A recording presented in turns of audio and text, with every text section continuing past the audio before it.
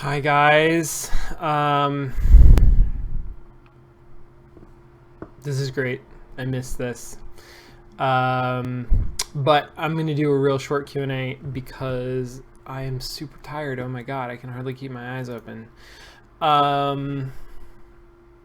Yeah. So cool. Here's what I'm going to do. I'm going to talk for a couple minutes about infosec. I think I have a couple of minutes of things to say. And then I got one really interesting question. We'll see if there are more, but I think this might just be like 15 minutes or something like that. So information security. I totally didn't realize I've sort of brought this up in the previous segments or in the previous episodes of Hack and Slash. I didn't realize when I started this game, I thought it was going to be an educational game about programming, which it sort of is, but really it's a game about information security and security in general. Security is a fascinating field. Like I said, it's come up when we solved the combo lock puzzle. I talked a little bit about MIT lockpicking guide and cryptography and that kind of thing. One of the fun, so I'm just going to talk a little bit about infosec from my perspective. I took a class in undergrad on cryptography that was a math class. I guess obviously it was in the computer science department. It was a fascinating class. It was mostly about the math of cryptography, the math around generating and decrypting messages. But it really got me interested in the security in general. And there are a couple of great bloggers. Cory Doctorow is super accessible, and he talks about security, and Bruce Schneier is a slightly less accessible but still very readable blogger who talks a lot about security practice all over the place. Anyway, so information security. Security is one of the fundamental principles of any security system, is that it looks more complicated than it actually is. Security is historically about presenting barriers that seem to be impenetrable, and convincing people that those barriers are impenetrable, when in fact there are all sorts of flaws to any security system. The when we're talking about locks and lockpicking, the idea of locks, just normal house locks, are a fantastic example of anybody with a little bit of understanding of the mechanics of locks and a little bit of practice can pick a lock pretty quickly, pretty easily. And yet locks do not get picked very often. I mean, we all use locks, and they keep us pretty safe. A lot of that is the fact that there's a social barrier. A locked door is not just a physical barrier. It's also something that we understand as human beings in a society means do not enter. And so even if it's physically possible to open a locked door, even if we all had the required understanding, it's still a fairly effective barrier. Most people are not just going to walk around unlocking doors. In addition to that, there's this skill step, right?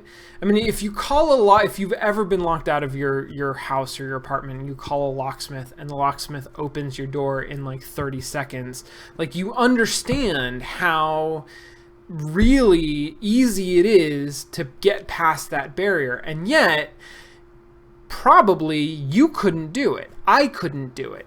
I even know how locks work more than like the average person does, and I could not break into your house because I haven't actually practiced it. But it wouldn't take a lot of effort to gain those skills that would allow you to do that. And so the fact that people don't is sort of interesting. And computer security is largely based around the idea that, yeah, okay, a lot of things are going to be safe from a lot of people because people don't take the time to understand the systems that underlie their security. But if you do, like, if you learn those systems and you understand how they work, then you start to understand what the flaws are and how to exploit them. When you're designing a security system, you sort of have to assume that it's going to be threatened by someone who understands those flaws. And so it's important for you, when you're designing a security system, to have that kind of understanding of how it all works, so that you can think in the same way that somebody who would be trying to overcome a security system thinks. Right, perceived security versus actual security, that's what that all is. We have a high perception of security in a lot of systems, but there's sort of fundamentally, there are vulnerabilities in any system, and if somebody understands the system well enough and is clever, then they can exploit those vulnerabilities. So if you think that you are perfectly secure, then your perceived security is higher than your actual security. And the reason for that is that you don't understand the system well enough.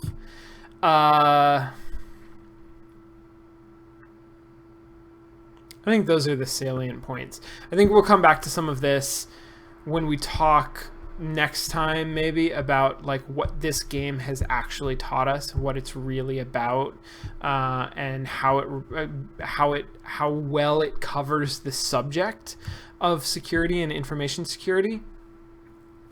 Because those are all questions that I think, we could really ask, and I've said that I think it does it well, but we could define that better. I think we can articulate sort of like what it does well and what it's actually saying. So I'm going to move on to a question. Fascinating question, actually, like big picture question. I've been trying to figure out developers' experience goals for the games I play so I can decide how well they're articulated. It's sometimes hard. Is that something you think about when you play things? And if so, what's your approach? So it's definitely something that I think about when I play things. And a lot of that is me as a designer, like trying to understand. There's a value to me. I think Skype is throwing all sorts of errors for some reason. No idea what's going on. There's a value to me professionally in understanding when I play a game what it is trying to do and how it's going about doing what it's trying to do. Because then those are all techniques that I can learn when I approach a game from a design perspective. I know what I'm trying to do, typically. And so if I have the more tools that I have to actually express that through the game, the better off I am. That said, even before I started designing games, even in other media that I'm not a designer for, like movies, for example, I love to analyze movies from the perspective of what is the movie trying to say, and how well does it actually express what it's trying to say, and understanding media as communication, right? Media as expression with an intention that the audience is going to actually come away with an understanding of what's being expressed. I get a kick out of that. If you get a kick out of that, then this is, something that's worth doing. And the approach is a good question. I honestly think a lot of it is just practice. It's a mentality. So what are you actually trying to do? You're trying to do, I guess, two things. You're trying to pay attention to what your actual experience is when you play a game or when you watch a movie. How does the game make you feel from moment to moment? And what things specifically make you feel different things? And then the second thing is theme, is trying to understand all of the different elements that the game involves. The character style, the general art style, the interface, the sound design, the puzzle design, the narrative, the word choice in dialogue, literally everything that has been created, that somebody has put thought into and collected into the object that you have before you that is a game. What does it point to? What is it about? And then it's kind of, there's a like, none of that is going to tell you specifically what were the experience goals. They're going to point you in a direction. And then I think figuring out the experience goals for a game is it's not deductive. It's experimental. It's sort of thinking about, it's making a guess as to what the experience goal might be. And then trying to understand, okay, so if that's what the experience goal is does the game sort of actually go that direction? Thematically, does it fit? And experientially, does it fit? Does my experience of the game actually fit that hypothesis?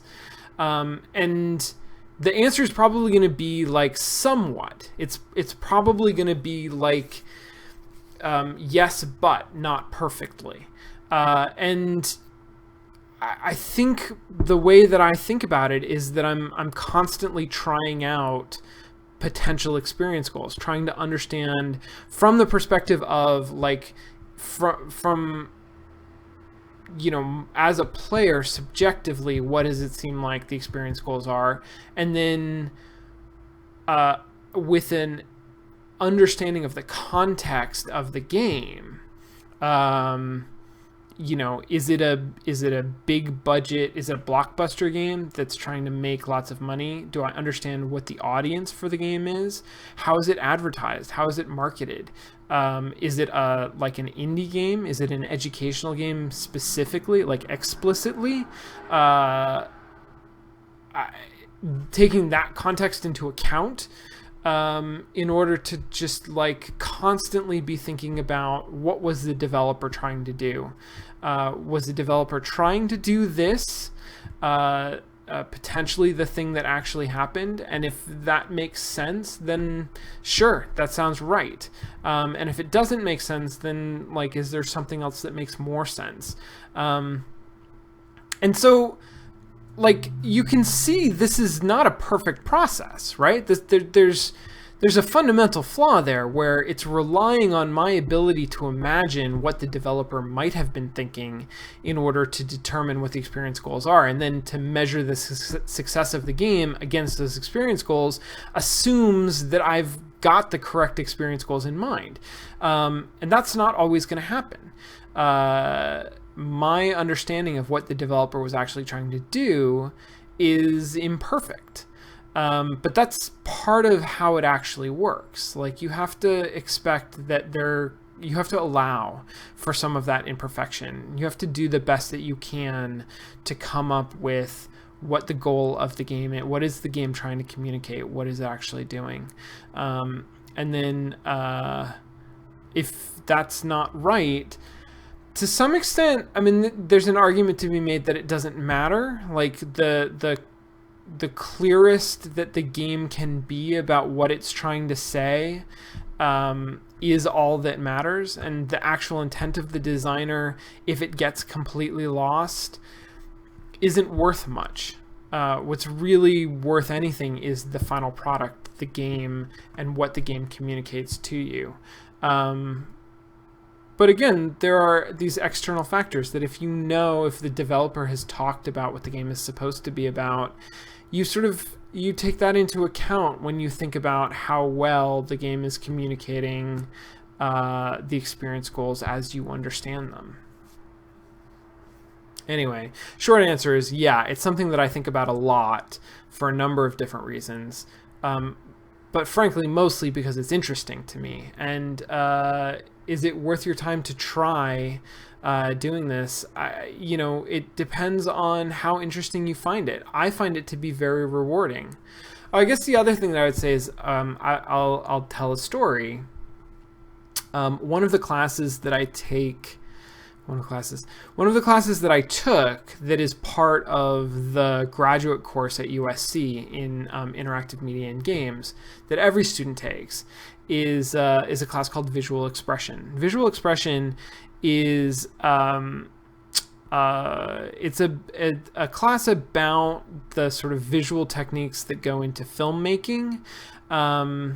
It's about more than color theory, but no, it's not about color theory at all. Sorry. It's about a number of things. One of them is color use and the symbology of color. And I'm just going to use that as an example, I guess, because it's an easy example. It's about a number of different visual elements and techniques. But color is a great one, because there are a lot of movies that use color in really interesting ways. For example, movies that you might have seen. The movie Traffic uses color in a really obvious way. Go back and watch the movie Traffic if you don't remember this, but it has multiple storylines that converge at different points, and it's that kind of a movie. Each of the storylines is filmed with an incredible color filter. I think that there's a blue one, a yellow one, and then a neutral one that doesn't have a color filter. But if you actually watch like from scene to scene, it's beyond obvious. All of the scenes that take place in Washington, D.C., for example, are incredibly blue when compared to anything else. And if there was no change, if the whole movie was just blue, you might not notice. You would have to look pretty hard. You'd have to think about the white balance in order to notice how blue everything was. But when a scene goes from Washington, D.C. to Mexico, and the color timing goes from incredibly blue to incredibly yellow, you can't help but notice that. And if you watch the movie with that in mind, you will absolutely see it. So that's the kind of movie that we would watch in this class, and we would study it. And you have to watch it actively.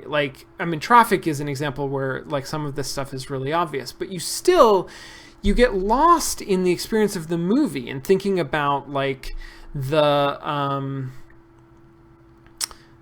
story, the characters, even the way that scenes are put together, that they flow. And it's very easy to stop paying attention to what color is it.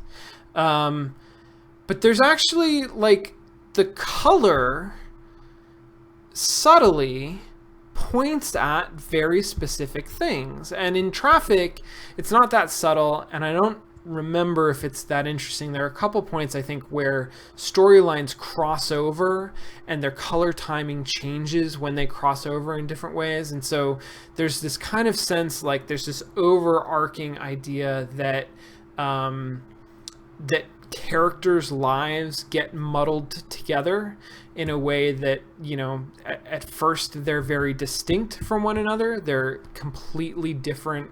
They're colored completely different. But then they start to sort of interfere with one another, and they get sort of confused, and their colors overlap.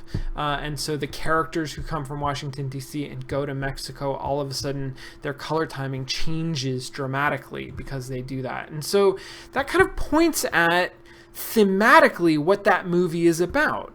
And if you get used to that kind of active watching, which, you know, after taking a semester of this class, I was, then the movies that you go out to, you notice so much more about them. I went out and I watched Up in the Air, which was just, you know, out that summer. The George Clooney movie about, you know, air travel and loneliness. Really good movie that I really liked. You know, just, it's a good movie. But it uses color. Oh, God, I'm not going to remember exactly how it does it. I think blues and reds. It uses color to signify specific things. And I think it has to do with George Clooney puts on different personas.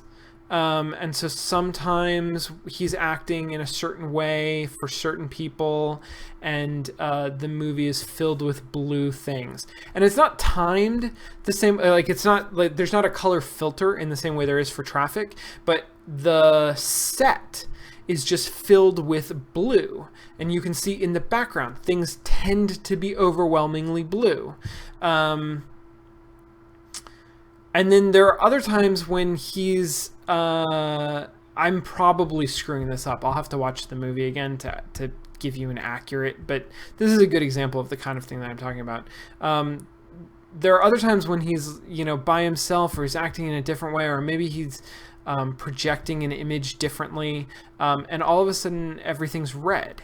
And it's, again, it's not like there's a filter over things. It's just like, if you're looking for it, if you're thinking about what does the actual scene look like, you notice, gosh, there's a lot of red stuff in shot, in the frame. Like, the frame is awfully red right now. And there's a beautiful scene that, as I remember it, tracks him from like a store in the airport out into the airport proper, and everything in the store is red.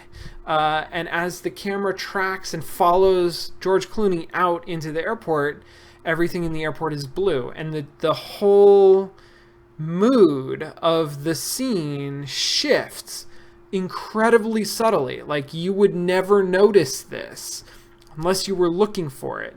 And honestly, I would never notice it, even if I was looking for it, if I hadn't spent, like, 4 months training myself to think about the visual cues of a movie while I was watching the movie. Like, I'm out of practice doing that for movies. But it sort of adds this whole dimension to what is the movie trying to say. It's a movie that's about, the way that George Clooney is shifting in and out of different personas, or whatever the fuck it was about. Like, I actually don't remember what that color symbology, how I understood that at the time, because I don't remember exactly how it worked. But you get what I'm saying. Like, that can help point you towards what fundamentally is this film about. In the same way that thinking about, like, not just the story, but also the mechanics. Also, like, what is the game trying to teach me? What is the game asking me to do? What are the consequences that the game presents for choices that it asks me to make? All of those things point towards, what is this game really about? What is it trying to say? What are the designers intending me to experience by playing this game. And that all points you at the experience goal. And so starting with really simple games, I guess, would be my suggestion. Starting with simple games that are about systems and narrative and the interaction of those things. Because then when you are studying the systems and trying to understand what is the procedural rhetoric, what are the systems trying to tell me, what are they trying to express, you can fall back on, well, what's the narrative of the game? What would that narrative reinforce? And vice versa, when you're thinking about, like, what is the game saying? What does this dialogue mean? You can look at, well, what is the game actually asking me to do? And what would that reinforce? What is the point of that, of these different aspects, and how do they sort of, resonate with one another? So simple games don't have a lot of systems that are narrative and system heavy, that combine the two, and specifically sort of like artistic games. So you might find less of a focus on this in big AAA games that include extraneous systems that are designed to attract different types of players. Assassin's Creed includes, a dozen different mini games that are pervasive, in order to attract a dozen different types of players, because they need as many people as possible to buy that game in order to make their money back. Whereas a little indie game like, Braid or Journey or Unfinished Swan can be much more about the synergy between the systems and the narrative and the design intent. And so it's easier to see how those things all fit together. I hope that helps. It's a lot about training yourself to pay attention. I find it to be incredibly worth it.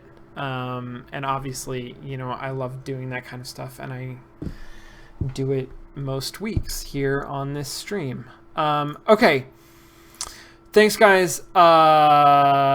Cage Tiger, who also went through the same program at USC, is talking in chat about visual expression, which I love. Also, Anna Kendrick, I think, was in Up in the Air. I think that's a thing. Yeah, she definitely was. Anyway, great stuff. This was a lot of fun. Check my Twitter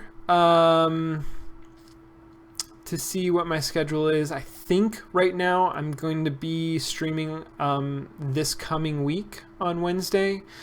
Indiecade is coming up. Things are heating up all over the place. There's a good chance that I might have to skip some weeks in the coming months.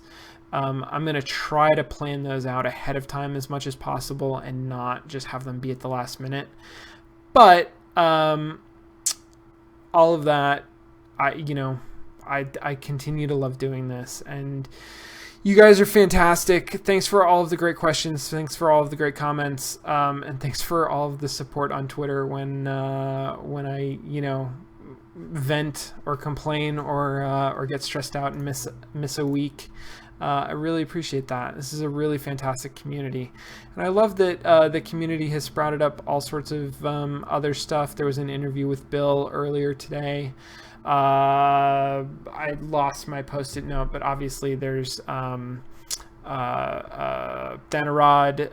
streaming, Cage Tiger streaming, the Feedback Force podcast. All of this stuff is really cool. Check it all out. Check out the website. Just, follow links, check stuff out. It's all great. I will see you next time. Have a great week.